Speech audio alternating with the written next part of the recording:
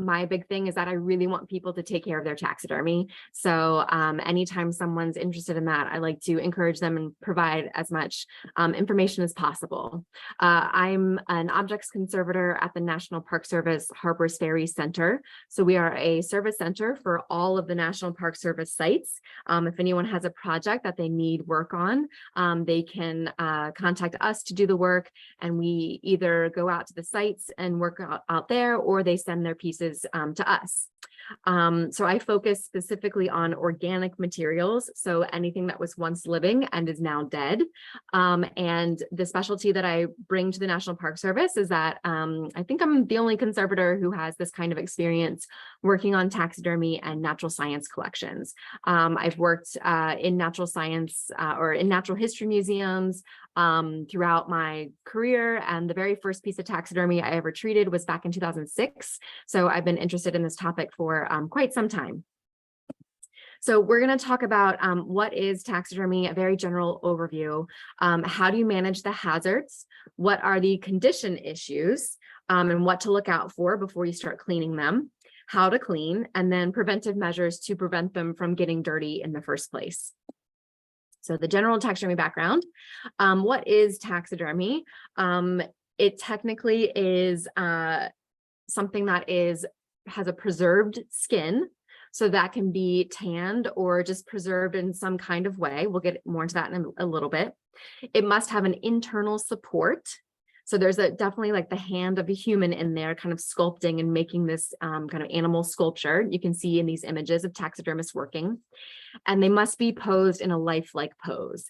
And sometimes, as you see here, they are very realistic to the species as it was living in its life. But then also we see sometimes where taxidermy is anthropomorphized and they're doing things like riding a bike or having a tea party or things like that. Indeed, the word taxidermy comes from taxis and derma, so that's arrangement and skin. There are different taxidermy terms to know. These trophy mounts that, especially up in Alaska, you're probably familiar with, can also be referred to as shoulder mounts. And the moose on the left has a plaque on the back of it, that wooden piece, that wooden board that it is attached to. But then the image on the right, that shoulder mount is not attached to anything, any kind of plaque or board. So it just goes on the wall as is.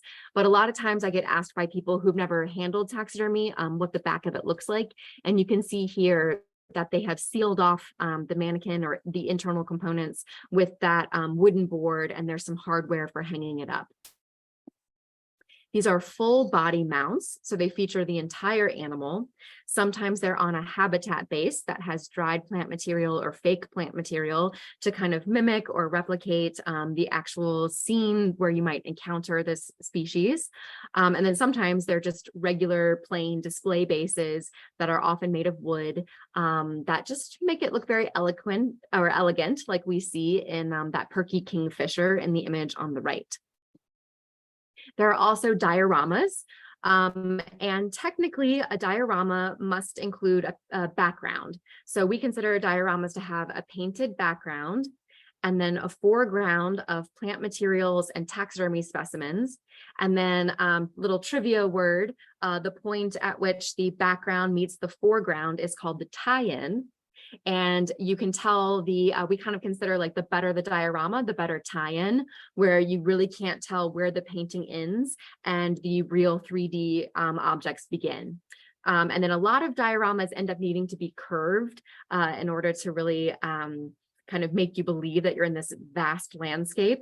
And this is the bison diorama at the American Museum of Natural History in the Hall of North American Mammals.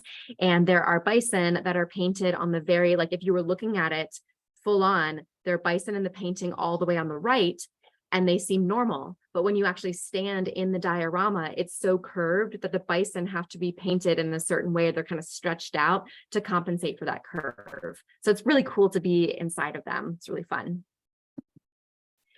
There are also then sometimes you might find life groups that are a grouping of taxidermied animals that might have some habitat bases and habitat materials, but if they don't have a background painting or a background image, then I will just consider them a life group instead of a diorama. But that's me being really nitpicky because I think and talk about taxidermy a lot. So no need to remember that.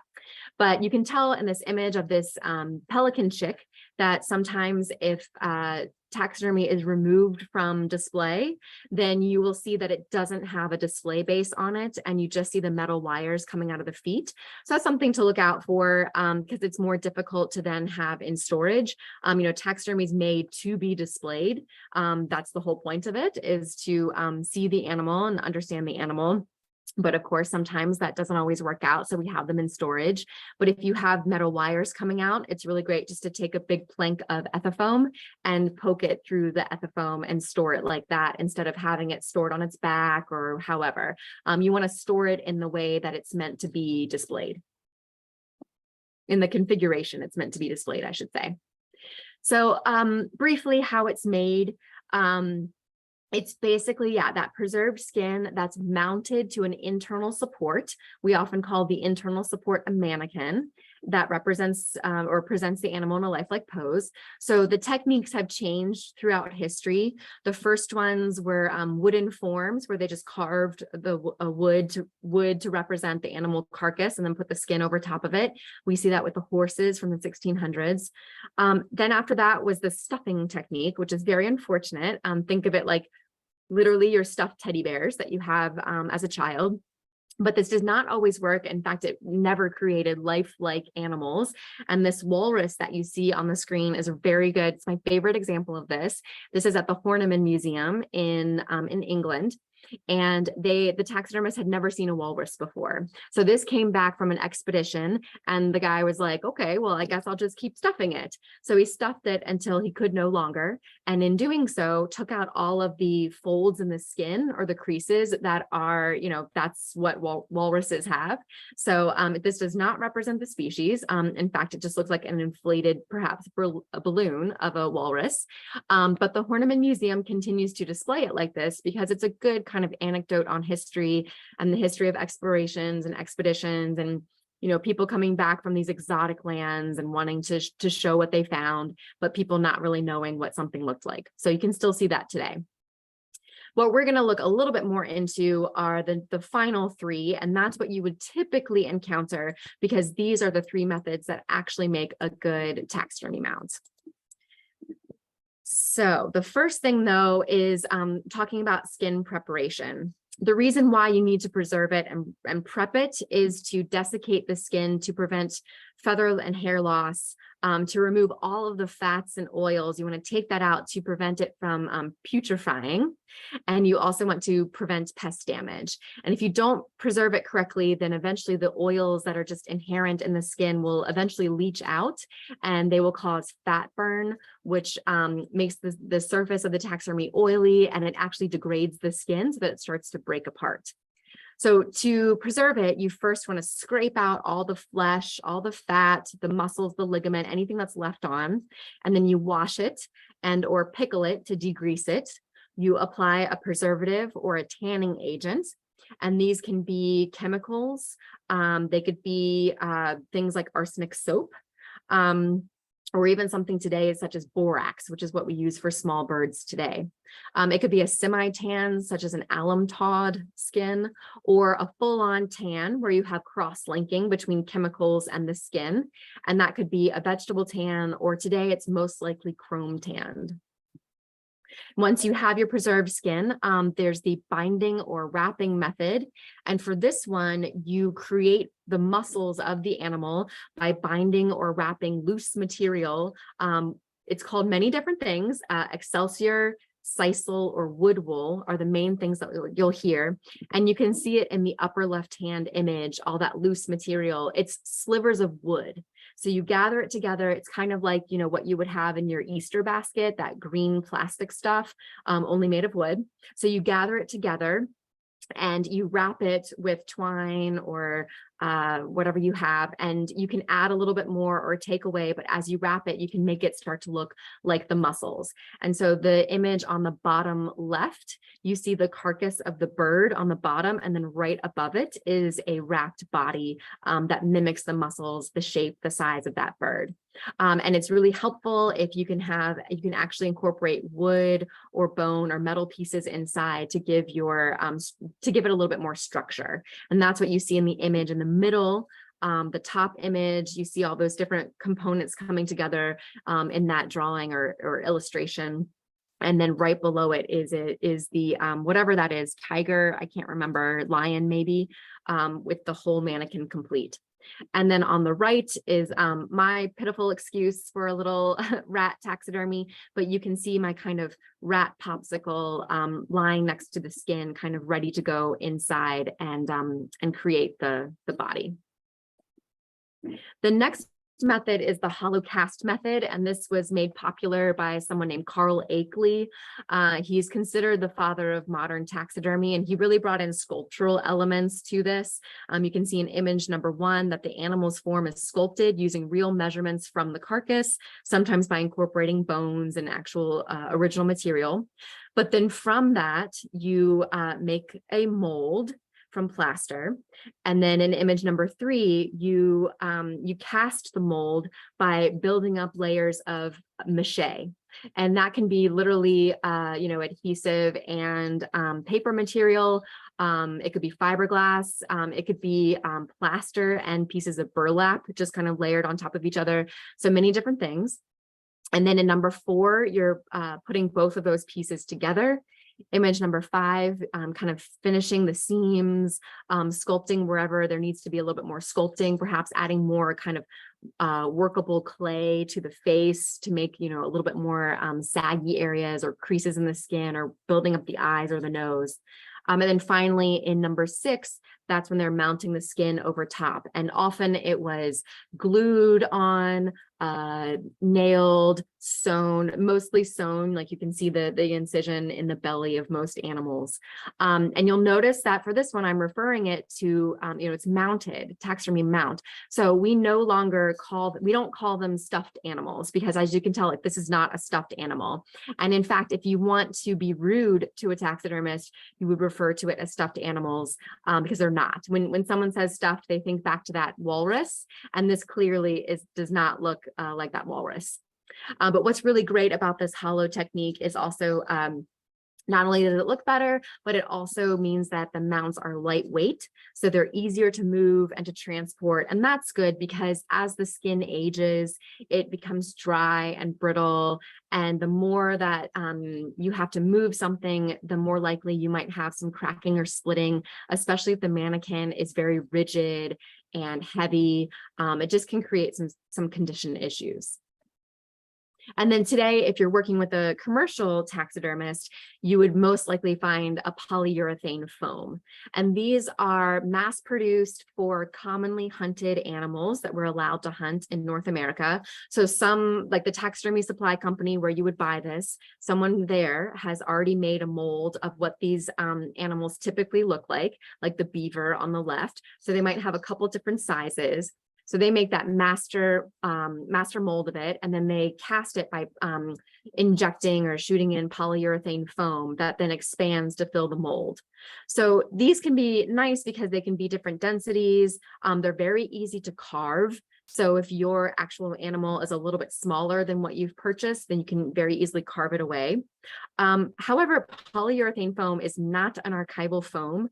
It deteriorates over time, especially if the foam is not mixed well. If the person didn't know what they were doing, or they were, falling asleep on the job, it's not going to look good, and it will crumble eventually. So it's not the best material, but it is definitely what is the easiest and the cheapest. All right, and then here we see, kind of an example of the two juxtaposed against each other, the binding method on the left, and then the polyurethane foam in the middle, and then the final taxidermy mount. You'll also see that there are eyes that are set into it. There's clay around both of the eyes that the glass or plastic eyeball will be set into. We also see some cotton batting, cotton material on the arms and legs of the squirrel on the left. That could also be the poly batting that we would use for quilting. And you see the metal rod that's coming out where the tail would be. So there's lots of different components inside of taxidermy. And the final things are the finishing materials. So most of the time, beaks and feet on birds are painted to compensate for color loss that occurs after the animal has died. And you'll see the same on mammals. And then there's also, we don't typically use the real jaws anymore because teeth are very prone to cracking and breaking off. So they've started using plastic jaws inside of animals, and you'll see plastic tongues or wax tongues, a lot of different types of materials. So some taxidermists get very creative. Not only do we have all those, but also some hazardous materials were added to the taxidermy.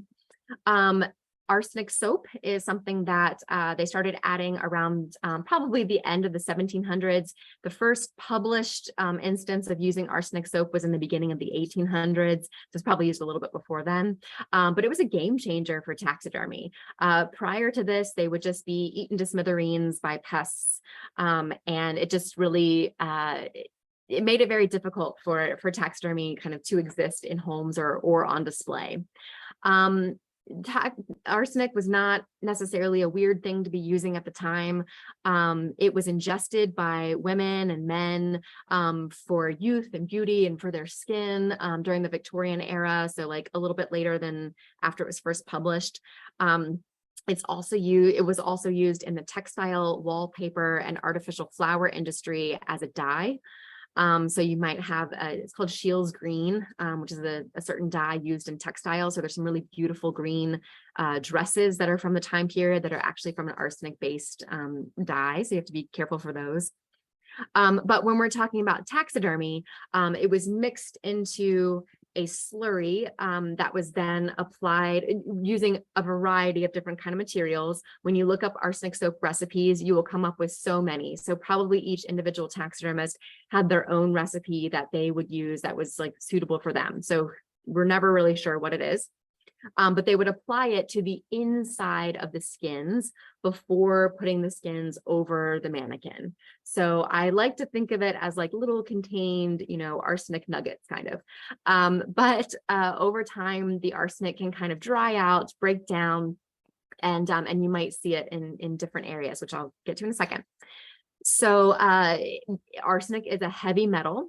So that means that gravity will have them, fall to the base of wherever the taxidermy is on display or stored. So it might be underneath if it does eventually fall out.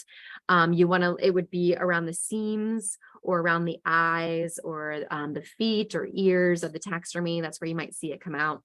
And it can be very unevenly applied in the taxidermy. And in this x-ray that we see of the bird, the white on where the tail would be, that white dense area, that's actually arsenic collected in there. But you can tell throughout the rest of the skin, it doesn't quite look like that. And that's just because of an uneven application. So even if you detect arsenic in certain areas of the mount, it doesn't mean that it's kind of everywhere, or you just really never know. So it's a very effective poison to pests, but it can also be harmful to humans. It's a skin irritant. So if you are working with it and you're not wearing gloves, working with the actual arsenic and not wearing gloves, you'll definitely feel it. And that's what we see in that image on the bottom left. It's the page is called "The Effect of Arsenic Used in Artificial Flower Making on Workers' Hands," and that was published in 1859. So that was before they had nitrile gloves and they were protecting themselves. So you can see like the lesions and whatnot. And then if you work with the raw form over years and years, it will build up in your body and it can cause cancer, things like bladder cancer and I think other particular kinds of cancer. But I don't necessarily think that that's something that we need to be worried about as museum professionals. That the amount that people were exposed to when they were actually applying the arsenic soap is magnitudes greater than what we might be exposed to when we're moving and handling and cleaning taxidermy. So I think that if you wear your nitrile gloves and you don't eat or ingest the taxidermy, I have a feeling that we'll be okay. But we're hoping there's a lot of conversation in the field about this, and we're hoping to have some industrial hygienists kind of do some projects on this so that we can actually quantify like what really is the risk if there's arsenic inside a piece of taxidermy and we're moving it around. Like, what is that really? And I can get into more of that later, but anyway, so it was mostly they stopped using it in about the 1960s-ish. But that doesn't mean that if you have a piece that's older than that, that it definitely has it. It probably does, but it doesn't mean that it definitely does. And then even having a piece that's younger than the 1960s, it still might have it. So we'll just protect ourselves, and we'll protect the taxidermy. These are some other pesticides that were used at the very least in the National Park Service collections, but I won't get into those at the moment. So, if you want to know whether or not pesticides were applied in your museum, you can contact museum records, visually inspect around storage rooms. There might actually be some old containers of pesticides. You can have third parties come in and collect samples to detect for pesticides, and also to conduct air quality testing, because some other pesticides were actually applied to whole collections or whole cabinetry, and they were fumigants, so they will continue to off gas for a long time. And then, like I said, even if you don't know, just assume that it may have been applied, and just protect yourself with your nitrile gloves, and then a dust mask if you're vacuuming. Here's some examples of things I've seen in collections. There's a tin of arsenic. That was something that people would have been ingesting. That's actually like that tin is in the collection. And then perhaps some arsenic on the ear of this taxidermy mount. But you would really have to do actual testing to know for sure, because that could be salts from the preservation processing, or it could be a waxy substance from something the taxidermist added to the skin. In this particular image, I don't believe that's mold, but it could also be mold if you see something else white on the surface. We test for arsenic in a variety of ways. The fastest way is using XRF, or X-ray fluorescence. In 12 seconds, I can tell whether or not the place where I'm testing does have arsenic or not. There are also what we call spot testing. So kind of things that we do in laboratories with chemicals to check it out. And the X-radiograph, as I showed before, and then also some at-home water kits. So you can buy water kits to see if your water that you're drinking has arsenic. You actually probably are more exposed through your drinking water than probably some of this taxidermy, but I don't know for sure. But we are able to adapt that to be able to tell. But I'm not necessarily, like, if people really are concerned, I can give some advice on how to use those water test kits, or, talk more about XRF. But like I said, once again, just go ahead and protect yourself. Wear your non-cotton gloves. Don't wear those, because sweat can still come through the glove, and anything that is hazardous that you're touching can come through cotton gloves. They're not good. You can also drop things while you're wearing cotton gloves. Like, even though they're sustainable because you can wash them, that doesn't mean that they're necessarily like the best thing to use. So we've moved away from that for most of conservation, and instead we'll use nitrile gloves. You can use latex gloves if you don't have a rubber allergy, so feel free to use those as well.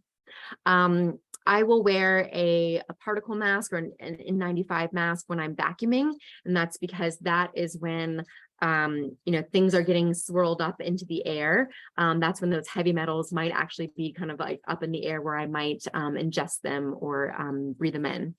You can wear a lab coat if you're doing a lot of it, if you feel like things are very dirty. And then afterwards, then you can just vacuum the lab coat afterwards in case any arsenic particulates have gone onto the to make it safe for you to wear again. So you can continue, keep it in a designated space, but I'd recommend vacuuming everything afterwards. We have done testing to see when people are working on collections that have residual pesticides, sometimes it does transfer to the desktop where they're working. But then once they vacuum and then even do a wipe of the surface, then that has then cleared everything away. With that wipe, it has nothing to do with the fact that it's like a Clorox wipe, and everything to do with the fact that it's just a wet wipe that is like physically removing it from the surface. And it is such a minuscule amount that then you can throw that away in a normal trash can. I only use a Tyvek suit if I'm in a very confined space with the taxidermy while I'm vacuuming. So that would be me if I'm crawling into an exhibit case and vacuuming at the same time, then that's when I'll wear my like biggest protection, my most protection. Label the specimens or the cabinets that have tested positive for pesticides. You should be doing this in your collections anyway. Any hazard that might be present, like if there are any mercury amalgam mirrors that you have, or lead, like lead shot, any geological specimens like asbestos or anything that's radioactive. You want to just label anything that people might encounter in your collection spaces. And then maintain records of pesticide testing and maintain those results for future staff so they'll be aware of it. And then kind of went over this. One more thing that you could do is, use designated tools that you could store in specific containers that you can use those every time that you're doing taxidermy cleaning. But just like with the lab coat, what is really great is if you vacuum the brushes. So that's part of my practice, is that after I clean the taxidermy, then I vacuum the brushes and then hopefully remove anything that might still be in the bristles. Same thing, cover the surfaces that you're working on with plastic sheeting and then vacuum everything and wipe everything after use. Hopefully you all are familiar with a HEPA vacuum. I forget off the top of my head, I think it's high efficiency particulate something, I forget what the A is, but it's those Nilfisk vacuums that are in a lot of museums. And what's so great is that they don't blow exhaust out the back. If you were to just use a shop vac, the exhaust out of the back of those can be very strong, and you risk anything that you sucked up coming out of like the other end of the vacuum. So HEPA vacuums are really great because everything is contained. And then don't use your pesticide containing objects for any hands-on programs. Just, you want to mitigate any kind of risk. Like I think it'd probably be okay, but you wouldn't want anyone to like feel any kind of skin irritant from that when they're petting something. Okay, and store them or display them out of reach from the public. And here's a great image of labeling workspaces while you're working on it. So, okay, so now you know how it's made. You know what are the hazards that could be inside, but we're okay. Don't worry, you can mitigate those hazards. And then we want to know what are the condition issues that you need to look out for so that while you're cleaning, you don't cause more harm. Dust might seem innocuous to other people, like, okay, whatever, it's dust, but it can really be anything from lint that's from your clothes, or even dried skin cells from humans, or pieces of hair, or things like coal dust that can be greasy and actually sharp. And, actually it can cut the feathers and the hair on a microscopic level. And then we also have other pollutants, other air pollutants that might be coming in, especially if you live in an area that has factories that might be polluting something into the air, or as we're experiencing actually in the East Coast right now, the smoke from wildfires. So if you don't have very good filters on your HVAC systems, then that pollution from the outside might be coming in and depositing on your taxidermy. The dust can be abrasive, as I mentioned. It can be oily, especially, if you display your taxidermy, if it's a private collection and you display it in your kitchen, then the oils from your stove, from whatever you're cooking, could actually then deposit onto the taxidermy. So that's not good because that's very difficult to remove. And dust is hygroscopic. So that means that it attracts and holds on to moisture. So there'll be, it's kind of making a little micro environment where it's a little more humid on the hairs than it is in kind of the rest of the environment.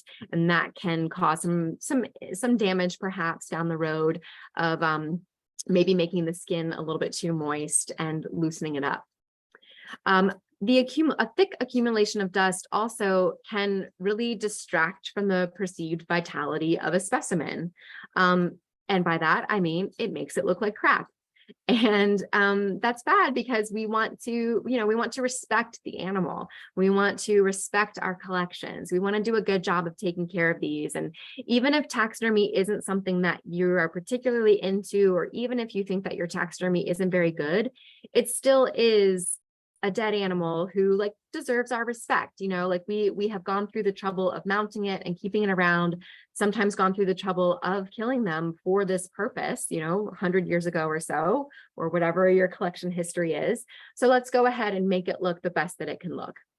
And also when it looks like it's not, when it doesn't look very good, when the colors may be altered because of a dust accumulation, that also makes it, not only does it make the institution look bad that you're not taking care of your items, but also when something doesn't look good, then people respect it even less.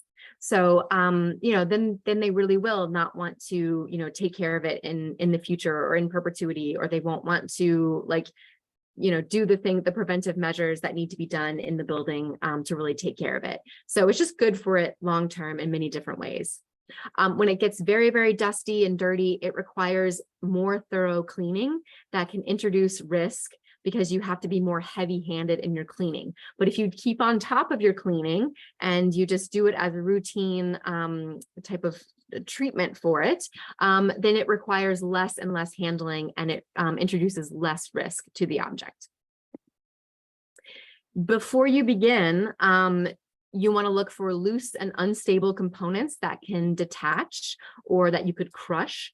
So the bird, I believe, is a scarlet tanager, but the bird on the left, birds, especially songbirds, very small birds, their skin is so thin. And a lot of times the heads can pop off because if anyone's handling them or touching the head, more importantly, if you're cleaning it or cleaning the eyeballs and you don't support it from the other side while you're doing that, the pressure that's required to clean the eyeballs might be so great that the head pops off.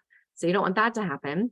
And then that water bird on the right with those nice long legs, I'm not sure what that one is. I'm a conservator and a material scientist, unfortunately not an ornithologist, so I don't know every species. It might actually be a killdeer. But anyway, it has those nice long legs, and at some point it got crushed.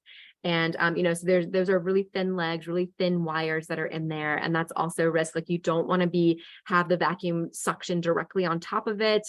You might push too hard or that kind of thing. So you need to be careful of loose and unstable components. Also, the finishing materials can be loose and unstable. In the armadillo, the wax that was used to reconstruct the mouth and the nose is no longer there for about half of it. You can see on the left, there's one nostril, but then on the right, there's no longer any wax there, pigmented wax. And then with that howler monkey, the wax tongue has fallen out, and you can see that kind of blurry on the bottom. So those pieces, wax and paint, can become fragile over time, or for various reasons can be flaking off of the skin. And as you clean it, you might accidentally bump it and have it detach completely. There can also be loose and unstable components due to pest damage, which is what we see in both the mammal and the bird in these images. And so the hair is falling out because the skin has been eaten at the base of the hair and the base of the feathers. And that's just something that's unfortunate. You need to make your own call on this, on what you want to do. For us, or for me, I should say, my go-to is to clean away everything when it's a pest damage. And that's because you want to remove any signs of pest so that if there's something in the future, you'll know that it's new and you'll know that you need to address that pest infestation. If you keep the frass and keep the loose hairs on there, then you'll just really never know. And it's tough for your IPM. However, when you do that, when you do clean away everything, there could be some pretty major bald spots that are left. So I could see making a case for perhaps keeping some of those loose hairs on the surface mixed in with some of the frass and casings because you were unable to have a full conservation treatment afterwards, and you wouldn't be able to fill those bald areas. That's something that I can do in conservation treatment, but it's something that's like a little advanced that I would recommend someone who's not a conservator to work on. So I'll leave it up to you. There's also thin and fragile skin that can detach or crush. So the tails on animals that have long tails, a lot of times that metal rod might not be pushed all the way to the tip of the tail. And if that's the case, the very tip of the tail will dry out over time. And that's a very thin, fragile piece of skin, kind of bending over top of a sharp piece of metal. And so that could break off over time and you won't see it anymore. And then on this ring-tailed cat, those ears don't have any ear liners in them. And so they have bent over time. Thin and fragile skin, especially for reptiles and amphibians, you can't really tan them in the way that you can mammals. So they will split and tear and crack and are especially vulnerable. Same with fish. Most new fish taxidermy that you would buy today has no skin in it. It's a replica. It's a model that the taxidermist has painted, which you see in the bottom right corner. But if you have some older fish taxidermy that does have skin on it, then that will be very thin. I've never seen an original fish mount that has skin on it that's not cracked. And that's just because it's thin skin over a rigid, heavy support. And over time, the skin shrinks and it just pulls and cracks, and it's not good. So, and it's okay to clean around those. You just want to be aware, like look at it first so that you know that there are these fragile areas that you need to be more gentle around.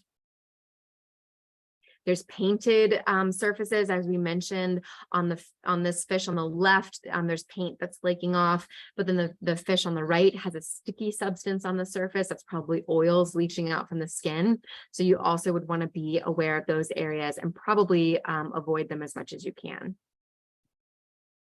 Okay, so here we go, getting into the what you were all waiting for, the actual thing, just like a conservator to explain, such background information before actually getting to it.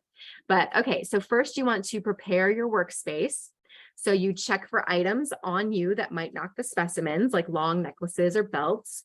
You want to wear your PPE. You see my nitrile gloves and in this image. Know your route, know where you're going to go so there aren't any obstructions or hazards in your way. You're not like tripping over a vacuum cord or something like that. And make sure that you have a pre-cleared space where you can set the specimen down once you get there. It's tough when you like get to your desk and you're like, oh shoot, and you have to like kind of wipe away a space for it because it means that then you're not balancing the taxidermy correctly and it could kind of fall out of your hands. Gather around materials to support the specimen before you get there as well. So you might want to have a blanket or some foam pieces so that if it's something that's kind of top heavy that needs extra support in different ways, then you're ready to support it without having to like rest it in an awkward way while you go gather those materials. You want to then examine the specimen to look for everything we just talked about. Protruding components, think about the claws. They can catch on things, tails, ears. Look for the weak, fragile, broken areas and any locations where it should be supported. When you're handling it, you want to use the display base. If it doesn't have a display base, you want to handle each animal by its torso because that's where it's the strongest and you're not touching any arms or legs or tails. Gather your cleaning supplies. These should always be in your cleaning kit for this. You want to have soft bristle paint brushes. The fan shape is especially nice for fluffing fur and for getting in between feathers. But you can have a variety of soft bristle brushes, like dusting brushes that you can get on museum supply stores. It can be natural hair or synthetic hair. And we've talked about these other ones, so I'm going to keep going. And then additional things for cleaning the beaks, eyes, and talons are distilled water and cotton swabs or Q-tips. And then also for cleaning the hard components of the taxidermy, you could get cosmetic sponges from a pharmacy, that you would use to put on foundation. Having a microfiber cloth is also really great for final wiping. And then the microfiber cloth is what you'll use for your routine periodic maintenance afterwards. First, you want to cover, I forgot to mention that you would need a piece of screen to cover your vacuum nozzle.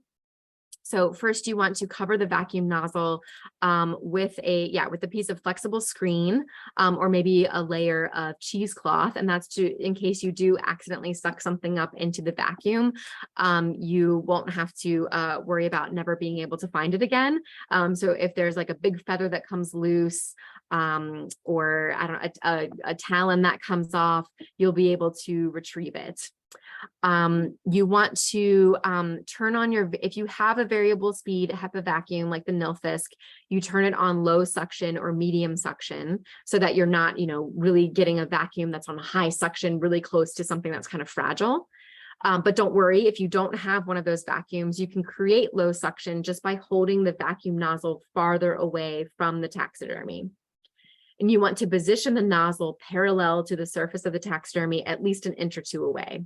You don't want to suction it directly on. You don't want to have it perpendicular, sucking directly onto the taxidermy. You brush, using your brush, the hair or the feathers in the direction that they grow, and you push the dust towards the vacuum. So you're just letting that suction that's kind of up in the air, like take away the dust and dirt. And you want to keep an eye out for any loose hairs and feathers. One or two are fine, but if it's a lot, if there seems to be a lot coming out, then you should stop so that you don't prevent, or so that you prevent making a bald spot. The exception to that is if you do know that you have a pest infestation and you know that that's why it's all coming out. And then, like I said, the smaller fan brushes can actually get in between the feathers, and larger fan brushes can help fluff up hair on mammals.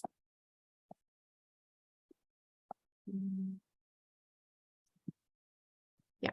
And then for cleaning the eyeballs, first you want to brush and vacuum it.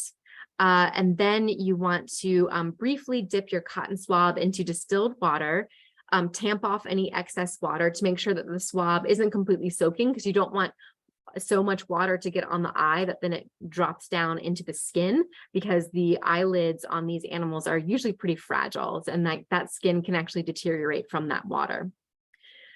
So with one hand, you'll want to support the bird from the back, which you can see in this image. These are actually videos that I keep trying to play and they're not playing for me, so I apologize for that. I tested it out earlier and it worked, but maybe my computer's in a slightly different configuration. So sorry about that. But you can see that my glove is like approaching the other side of the head. I'm dipping my cotton swab into the water. I'll tamp off any excess. And then you want to roll the cotton swab over the eyeball to remove any of the dust and grime. And then when you're done doing that, you take a dry cotton swab and do it again. And that kind of buffs out the surface and prevents any streaks from drying on the eyeball. And you can repeat that on the beak.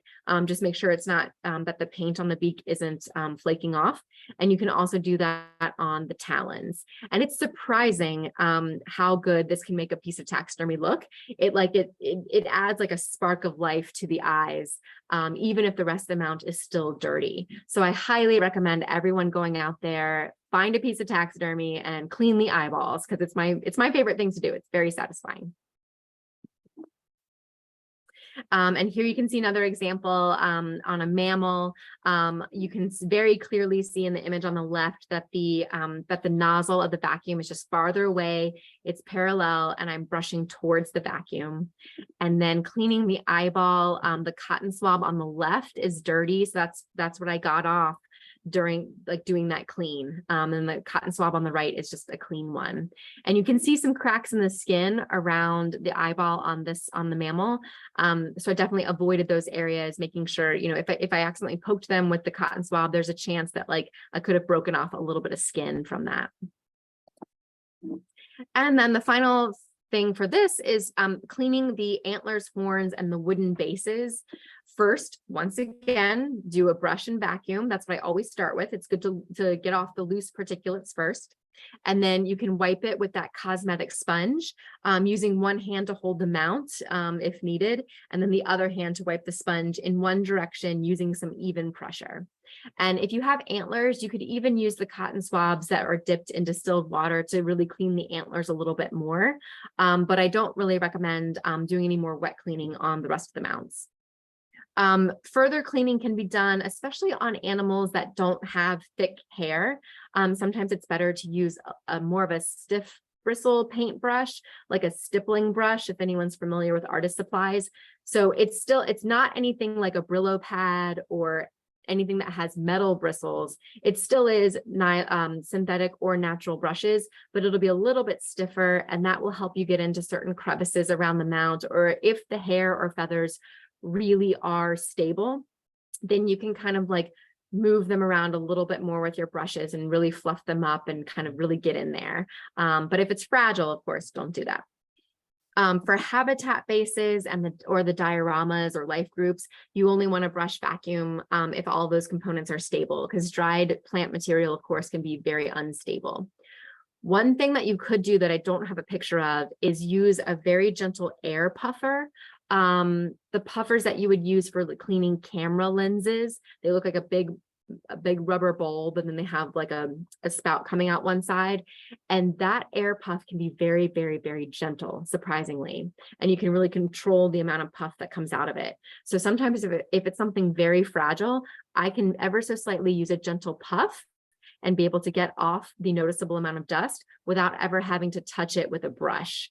And that can be very useful on dried plant material.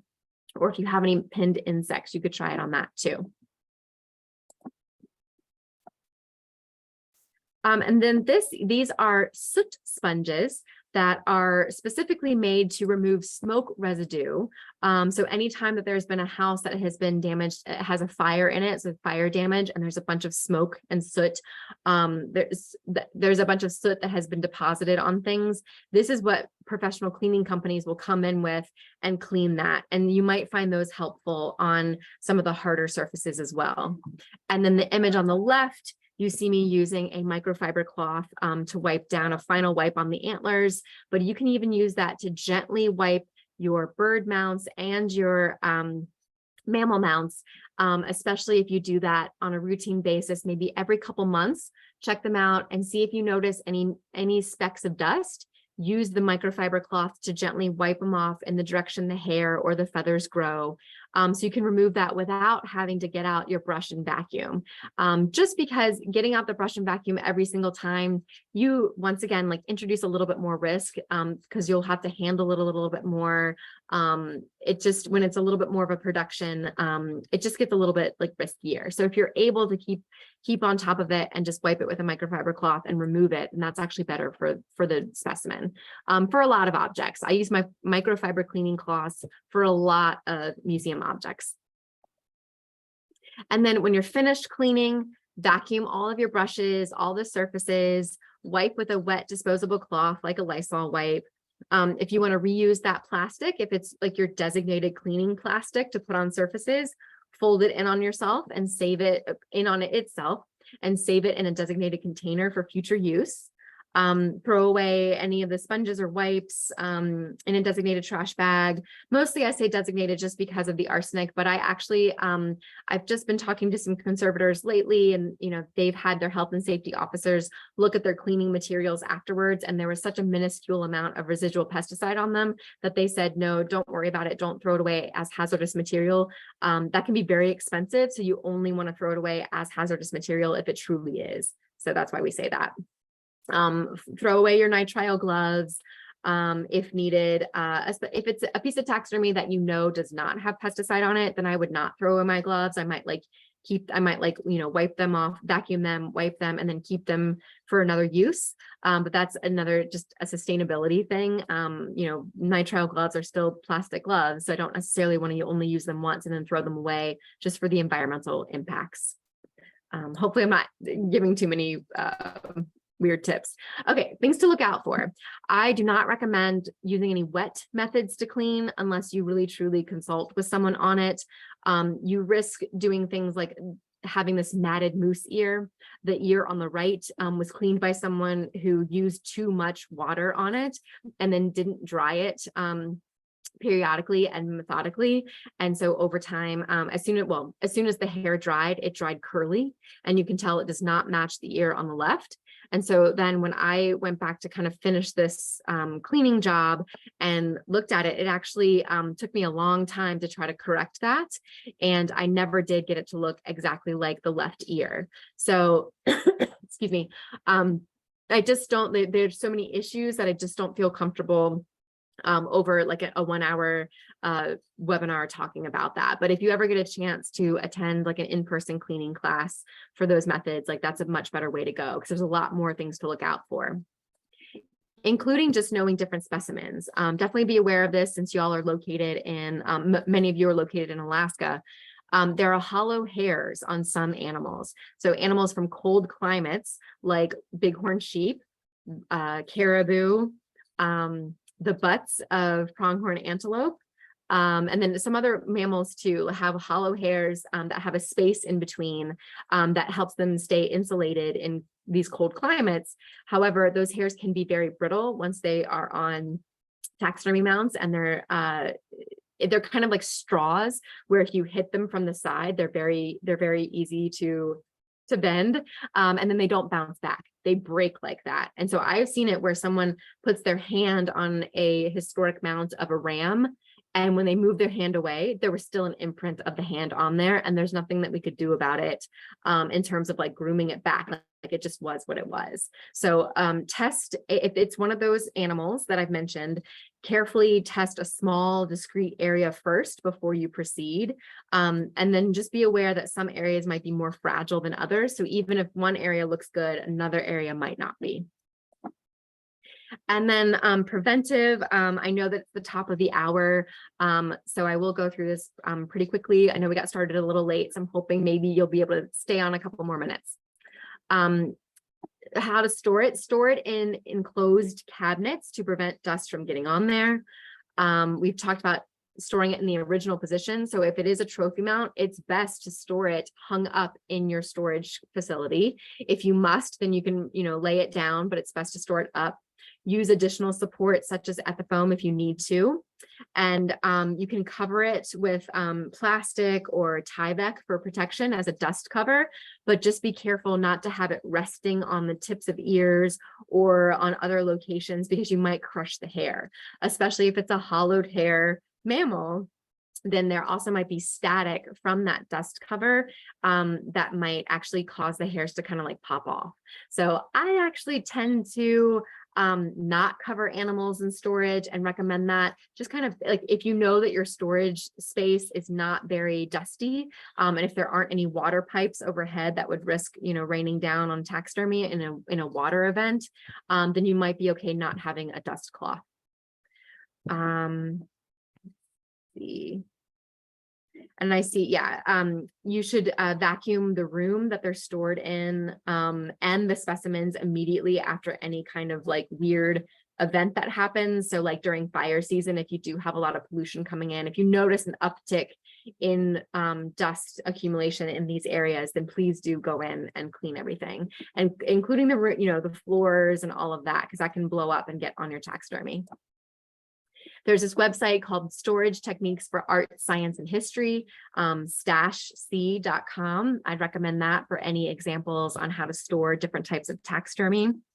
There we see a large mount. On this slide, we see supports for small taxidermy mounts, which is also very helpful if they are mounts that have been removed from dioramas or from life groups and they don't have a display base that they sit well on. There are examples on this website and instructions on what to do. Here's another really great example of this great blue heron. It couldn't support its own weight.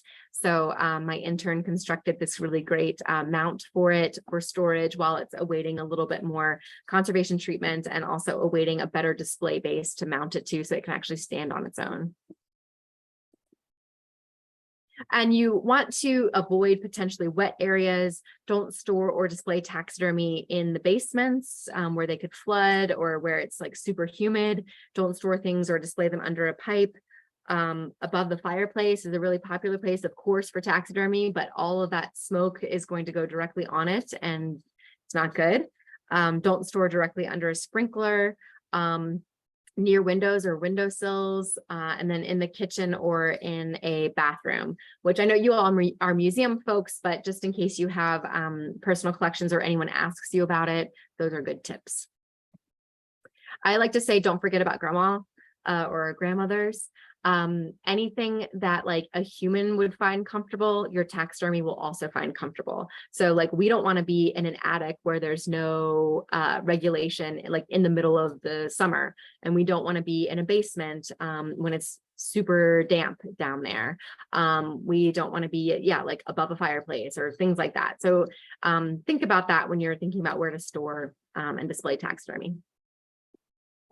And then if you have any questions or issues or concerns about pests, I highly recommend getting to know museumpest.net. That's a great resource that is contributed, a working group that meets every year and tries to update and add new information to the website. I'm part of that group. The pests that you see on the screen are the ones that are protein loving pests, so the ones that I see the most on taxidermy, so dermestid beetles and then webbing clothes moths, but you can also get damage from rodents that will eat certain components as well.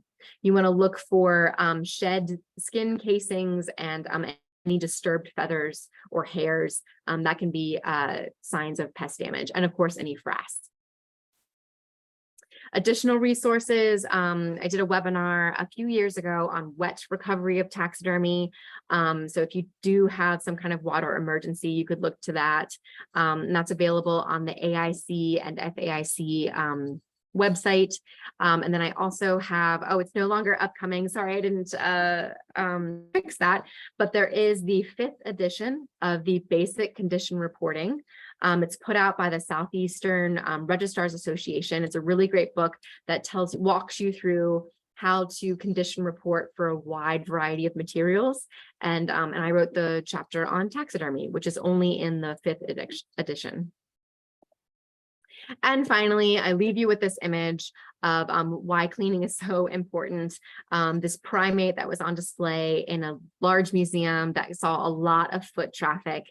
And this was the amount of dust that accumulated on it just after 6 months of being on display. And so much was on there that you couldn't even see like the different coloration of the fur on the head. So it just made it look like almost a completely different, species of primate. But so cleaning it, as you can tell, it just makes a huge difference. Okay, if anyone's still with me, that's my spiel if you want to ask any questions or anything.